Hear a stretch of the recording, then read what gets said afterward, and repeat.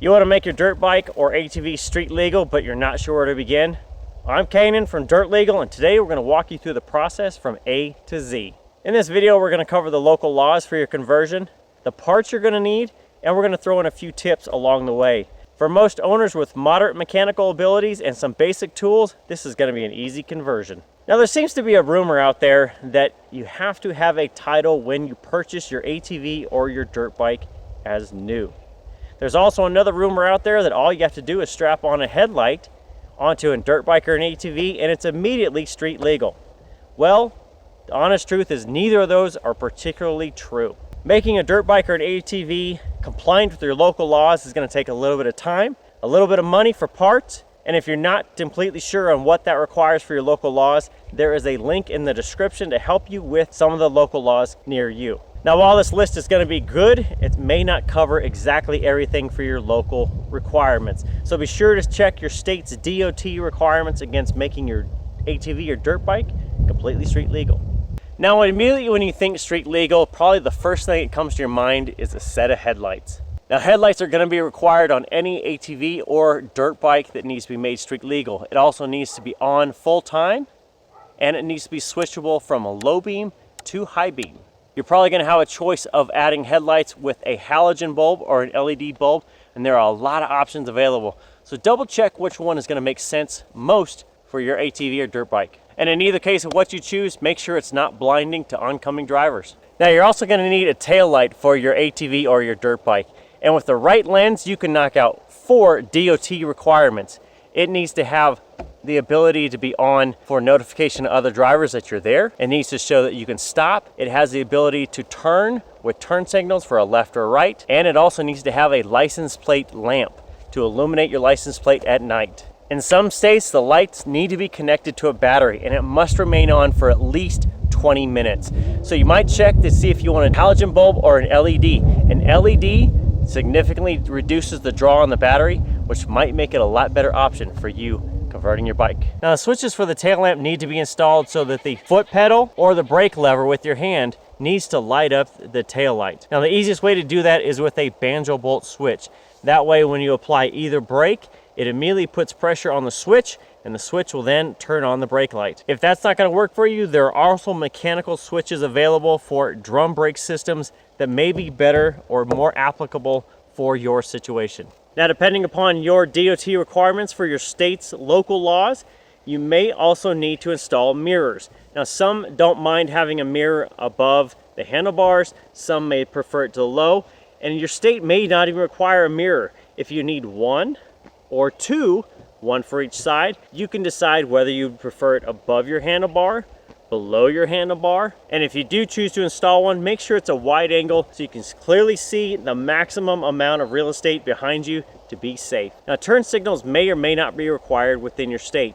If you don't have them as a requirement, you may just have to use hand signals. But just remember that hand signals make you take your hands off the handlebars. So you may choose for safety alone just to add a set of turn signals, and just remember the yellow bulbs typically make drivers aware of your presence. Now, tires are always a grippy subject. Any street tire needs to be DOT compliant. Your current dirt bike or ATV wheels will most likely accept a DOT compliant tire, but just remember, knobby tires aren't the best thing for street. They are meant for dirt and off-road. You might choose to switch these over to a more slick tire that is made specifically for riding on asphalt and concrete. Asphalt and concrete tend to wear tires a lot more, and the knobby tires, well, they are probably not going to last as long as you'd like them to be on asphalt or concrete. Now, if you're unsure about tires specifically made for something of an off-road vehicle, check out the Supermotos. Those are more of a dirt bike that do have DOT compliant tires that are specifically made for on-road riding, yet still compliant enough that you can ride them off-road. Now, your state may or may not require a horn to be installed to your dirt bike or ATV to make it street legal compliant. Figuring out the DOT wording may be a complete maze of trying to figure out yes or no or not yes. It may be best just to install one regardless. Now, there are many options out there. You don't have to make it electric. It can be a mechanical, but either way, installing one may be just the simplest option versus trying to figure out the wording and making it compliant with your dirt bike or ATV. And the last must-have addition to your ATV or dirt bike needs to be a license plate bracket. Now, it may or may not require to have a light on it based on your local DOT, but there are probably some great aftermarket options just to install your license plate directly onto your ATV or dirt bike. So check out what's available specifically for your ride. Now that covers all the must-haves, so you must be done, right? Well, not so fast, partner. You have a few other things to think about. You've now added a lot of electrical items to a dirt bike or an ATV that weren't designed for them. So you may need to upgrade your stator, your alternator, your battery, and your regulator or rectifier. Each of those items or a complete system upgrade may be required just to run all the electrical items you just installed. Now you should also add an odometer onto your dirt bike or ATV. It's going to indicate speed, engine temperature, RPM, and mileage. Now currently it's only mandatory in Indiana, but at least with an odometer you won't run out of gas. One of the things that is most common with converting a dirt bike or an ATV over to street legal is that they only carry a couple gallons of fuel, and a lot of people tend to run out of gas because they don't realize how many miles they've traveled. Kickstands are another thing you probably haven't thought about, but it's a great thing to add to your dirt bike. A lot of times you don't plan to stop along the way on a street ride, but there's always that occasion where you have to stop, and without a kickstand, you got to find a place to lean your dirt bike against, otherwise it's going to fall to the ground. And a couple other things to think about is that dirt bikes and ATVs aren't necessarily geared for street riding. They're mostly geared for low speed acceleration, so you may need to change the gearing to make them more street accessible or to carry higher speeds. And outside of that, there's also the idea of they're not typically made to sit in traffic going to McDonald's. So you may need to add a fan or a cooling fan to keep your dirt bike or your ATV cool on the street. And probably the last optional thing on your list is a cush hub drive. Now these are going to be specific to your manufacturer and to your model, but a lot of times your dirt bike or your ATV, they're made for loose terrain. Think of it, gravel, dirt, off-road.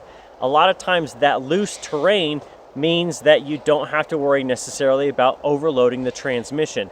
When you're on the street, you have a lot of times a lot grippier tires. A lot of that drivetrain vibration goes directly into the transmission because there's nothing as a cushion. So by adding a cush hub, you then add in something that can absorb and dampen that driveline load. That way it kind of saves the transmission. Now, is all that going to be too much? No, you guys can do it. You can handle it.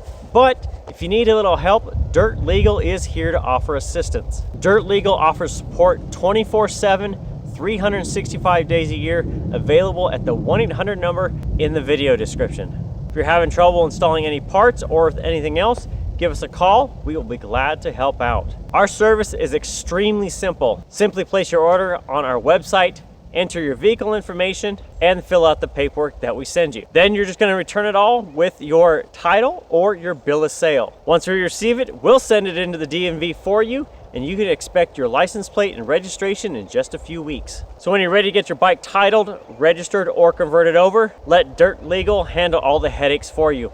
No need to stand in line anymore. No need to look through the DOT website to see if you're even legal. And no more playing phone tag with the DMV trying to research all the laws in your state. We can register almost any dirt bike, whether it came with a title or an MSO from the manufacturer. We offer a 100% money back guarantee if we fail to get your dirt bike street legal. And you can contact us at orders@dirtlegal.com to see if your vehicle qualifies for our in-state legalization service. We'll see you next time.